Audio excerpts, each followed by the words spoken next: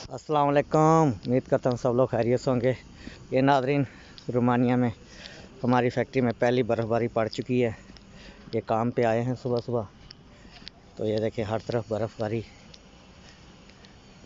सारा white white हो गया है। ये देखें बहुत ज़बरदस्त वाइटनेस हो गई है। काम पे आए हैं तो सारी बर्फ़बारी पड़ी हुई है। ये दोस्त सारे, अभी हम कंपनी में आए हैं काम पे, तो ये देखें सारा वाइट वाइट हो गया, बर्फ़बारी। ये देखें दोस्त बर्फ़ चेक कर रहे हैं, क्या ज़बरदस्त स्लिपिंग हो रही है। उम्मीद करता हूँ रोमानिया में 14 की पहली बर्फ़बारी आपको अच्छी लगी होगी। बहुत शुक्रिया।